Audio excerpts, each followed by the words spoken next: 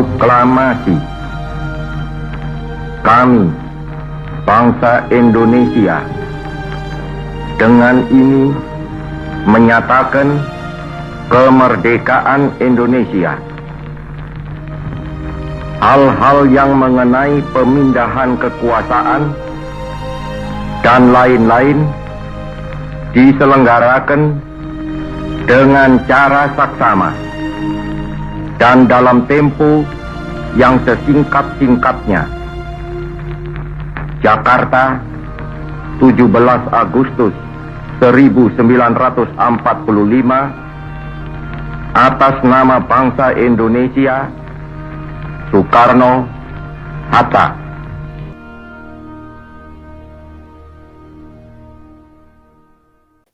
Hai semuanya, selamat datang di presentasi saya Dafir Sabit, absen 12, kelas X1 F1. Pada video kali ini kita akan membahas salah satu peristiwa paling penting dan menentukan dalam sejarah perjuangan kemerdekaan Indonesia, yaitu peristiwa Rengas Dengklok. Peristiwa ini menjadi titik balik yang mempercepat lahirnya proklamasi kemerdekaan Indonesia pada tanggal 17 Agustus 1945. Yuk kita mulai dengan memahami latar belakangnya.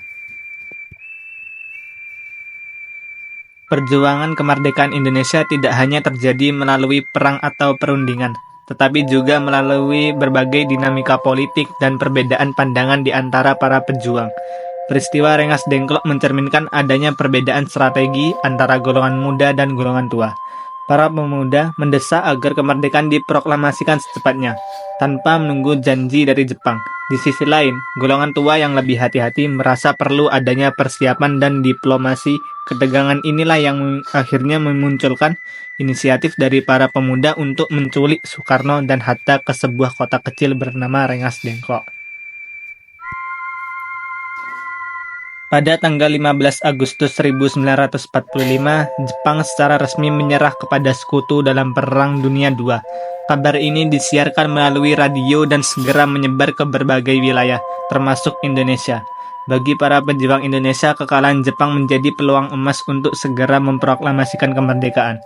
Namun, muncul perbedaan pandangan. Golongan muda yang terdiri dari tokoh-tokoh seperti Sultan Syahrir, Bikana, dan Khairul Saleh mendesak agar kemerdekaan diproklamasikan tanpa campur tangan Jepang, karena takut Indonesia dianggap sebagai negara boneka. Sebaliknya, Soekarno dan Hatta masih menunggu keputusan resmi dari PPKI yang dibentuk oleh Jepang. Ketegangan ini menjadi pemicu utama terjadinya peristiwa Rengas Dengklok.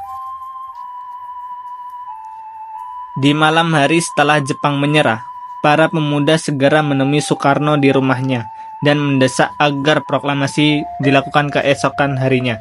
Namun Soekarno menolak karena ingin menunggu sidang PPKI. Para pemuda khawatir sikap ini justru akan merugikan Indonesia. Mereka takut Jepang akan memanfaatkan waktu ini untuk mempengaruhi keputusan proklamasi. Maka pada pagi hari tanggal 16 Agustus 1945, mereka membawa Soekarno dan Hatta ke Rengas Dengklok, sebuah kota kecil di Karawang, Jawa Barat, untuk menjauhkan mereka dari pengaruh Jepang di Jakarta. Beberapa tokoh memainkan peran penting dalam peristiwa ini. Soekarno dan Hatta tentu menjadi tokoh sentral, karena mereka adalah pemimpin yang diharapkan untuk memproklamasikan kemerdekaan. Para pemuda seperti Wikana, Khairul Saleh, dan Singgih menjadi motor aksi penculikan ke Rengas Dengklok. Sementara itu, Ahmad Subarjo menjadi penengah yang menjembatani perbedaan antara golongan muda dan tua. Ia akhirnya berhasil menenangkan keadaan dan meyakinkan para pemuda untuk mengembalikan Soekarno dan Hatta ke Jakarta. Peristiwa ini menunjukkan bagaimana masing-masing tokoh memainkan peran strategis dalam kemerdekaan.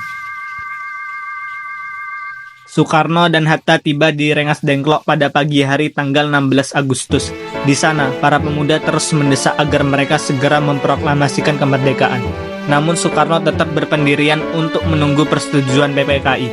Di sisi lain, Ahmad Subarjo yang berada di Jakarta berunding dengan para pemuda dan akhirnya diberi kepercayaan untuk menjemput Soekarno-Hatta.